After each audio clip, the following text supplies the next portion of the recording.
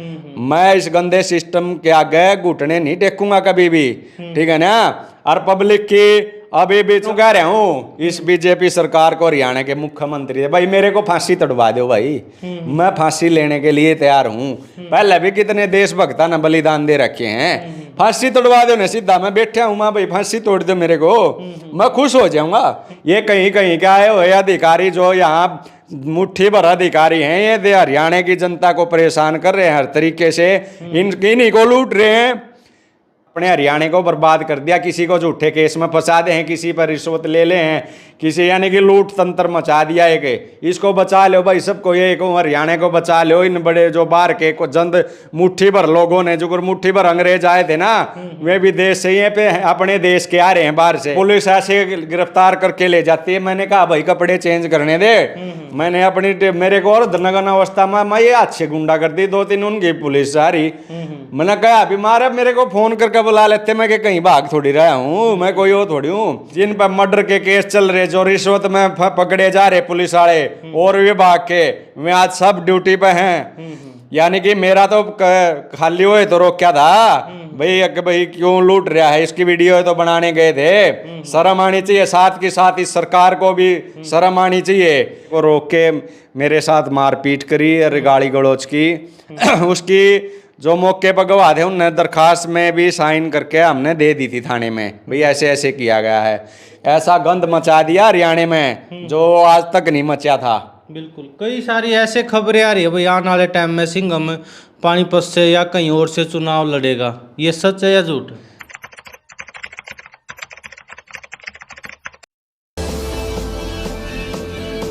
भाई गजब Haryana media channel देखने वाले सारे दर्शकों ने रवि नागर की राम राम।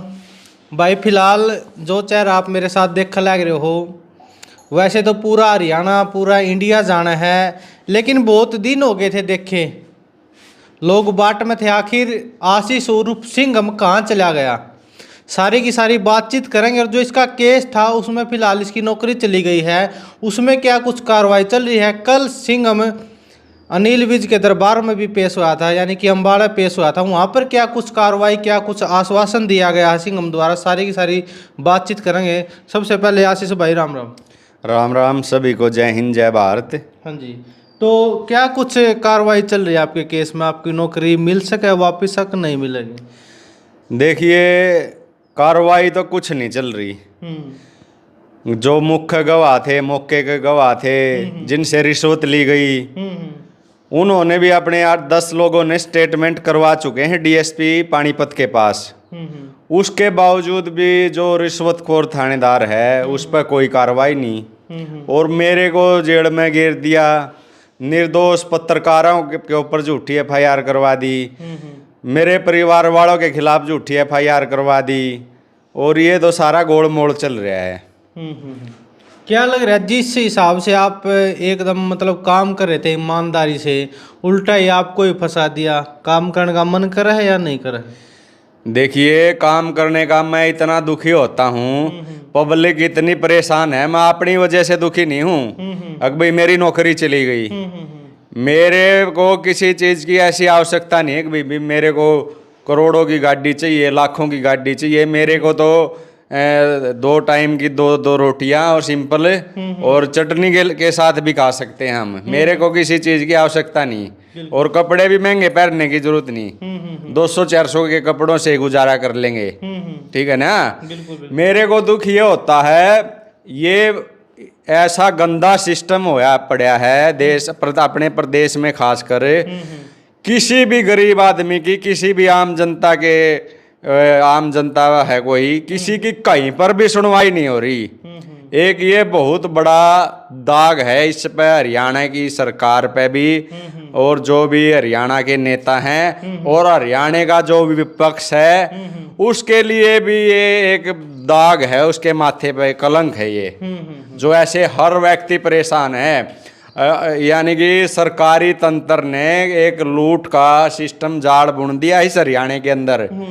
वो जाल इतना खतरनाक है, आप समझ नहीं पाओगे, आम जनता समझ नहीं पाती।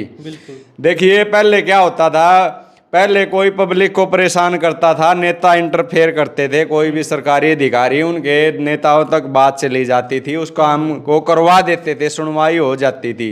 लेकिन आज का वो माहौल आया हुआ है, चाहे कोई चीख चीख के मर जाए, कोई सुनवाई नहीं, क्योंकि सभी को इसमें मेरे को बहुत ही बड़ा घोटाला लग रहा है। ये जो अधिकारियों की पोस्टिंग दी गई है इसमें, और जो ये सिस्टम तैयार है इसमें किसी की नहीं चल रही आज के दिन, ये कोई सिस्टम बनाया हुआ है। बाकी मैं पूरी डिटेल फिर कभी बताऊंगा आपको जो ये सिस्टम है इसके बारे में।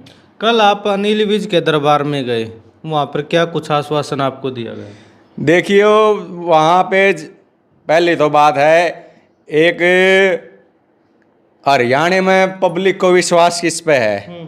गृह मंत्री अनिल विज, और किसी पे नहीं है, और किसी के पास कोई जाता है नहीं ना। मैं तो गया ही नहीं कभी किसी के पास ही, मेरे को भी उम्मीद उसी से थी, क्योंकि उन्होंने ही मेरी पोस्टिंग जब यहाँ ये चल रहा हुआ था, नशे के कारोबार चल रहे थे पानीपत में, और ये जुआ सट्टा, उस पर मैंने नकेल कसी, तो जो वसूली होया करती, जो पुलिस की वसूली थी वो बंद हो गई, नशे के काम बंद हो गए, अवैध सारे काम बंद हो गए उसके।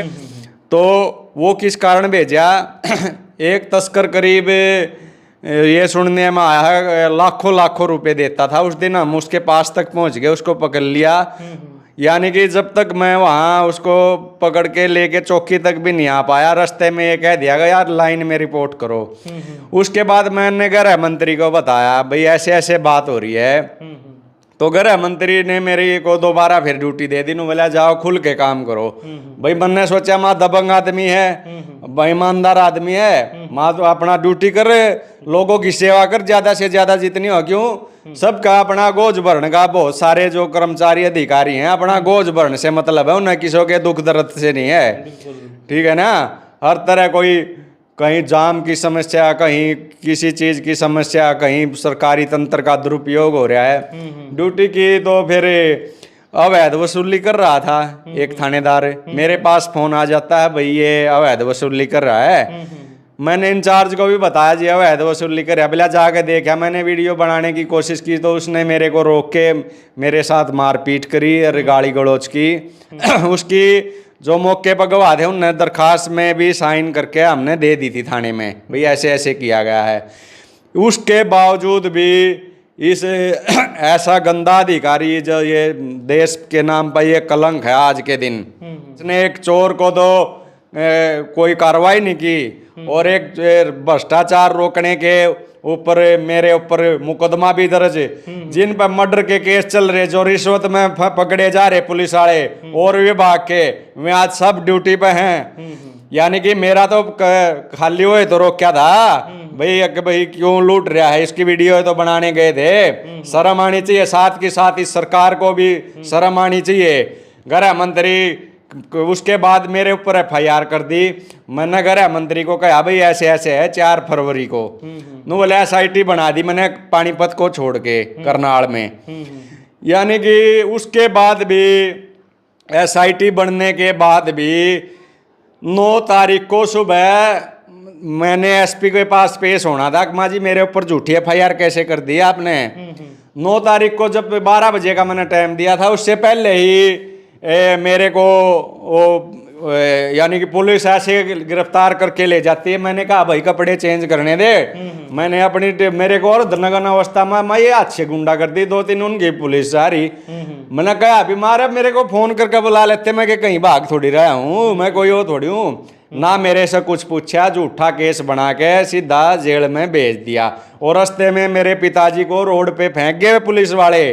और मैंने कहा अभी माँ मेरे पास वो भी वीडियो है। मैंने कहा हमारे बुजुर्ग आदमी को तो उठा लो, 8 के पेशेंट हैं।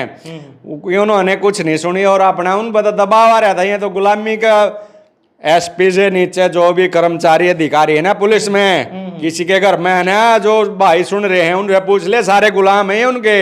उन्हें अगर झूठा काम भी कहेंगे ना भाई किसी को झूठा फंसा दे, इन्हें फंसाना पड़ेगा। ये फंसाते हैं, का दिलदार आदमी है, इनका विरोध किया करो। अपने परिवार के जो जवान हैं जो भर्ती हो रहे हैं उनको तो बचा ले, उनको तो कहते भाई न्याय दिया करो लोगों को। इनकी मानो ये कहीं कहीं क्या है वो अधिकारी जो यहाँ मुट्ठी भर अधिकारी हैं ये, दे हरियाणा की जनता को परेशान कर रहे हैं हर तरीके से, इन्हीं को लूट रहे हैं। मंत्री ने एसआईटी बनाई थी मेरे को करनाल से, एसपी ने मेरे को उठवा लिया 9 तारीख को मेरे को जेल भेज दिया। जेल भेज के 14 तारीख को मेरी जमानत होगी। जमानत होने के बाद 15 तारीख को तो डिसमिस कर दिया। भाई तुम्हारे को ऐसी क्या पावर होगी, शर्म आनी चाहिए इस सरकार को भी। भैया रिश्वतखोर इतने ड्यूटी कर रहे हैं सभी, किसी के खिलाफ कुछ नहीं होया। और यहाँ तो रिश्वत रोकने की कोशिश की थी, 10 आदमियों ने गवाही दे ली। गृह मंत्री के आदेश 28 को फिर मैं गृह मंत्री के पास गया, 28 फरवरी को। गृह मंत्री ने हर बार कोशिश की, गृह मंत्री ने गृह मंत्री ने हमारे सामने आईजी को फोन कर दिया, भाई ये तो काम ठीक कर रहा था, क्योंकि उनको पता है भाई ये काम ठीक, सबको पता होता है भाई। कोई पुलिस का काम क्या होता है, लोगों की सेवा। हम तो लोगों की सेवाएं कर रहे थे, जो गलत है उसका विरोध कर रहे थे। उसके बावजूद भी 28 फरवरी को गए थे, उन्होंने फोन भी कर दिया, उसके बाद भी बहाल नहीं किया, यानी कि ड्यूटी पे। यानी कि ये सिस्टम अब फिर गया था। उसके बाद गृह मंत्री ने वो एसपी वहाँ चला गया था, एसआईटी बना दी थी एडीजीपी सार श्रीकांत यादव के अंडर में, उन्होंने जींद में एसआईटी बना दी थी। लेकिन ये जो चापलूस ये सिस्टम को यहाँ पोस्टिंग पा रहे हैं, ये एक बहुत बड़ा हरियाणा के लोगों के साथ षड्यंत्र किया जा रहा है। इसी के तहत लोगों की सुनवाई नहीं होती, क्योंकि इनका ये अपना सिस्टम से चलते हैं, इनको जो अच्छा लगता है वो करते ही हैं। इसीलिए हर आदमी, हर फील्ड में, हर वर्ग, हर परेशान है, किसी की नहीं सुनी जा रही।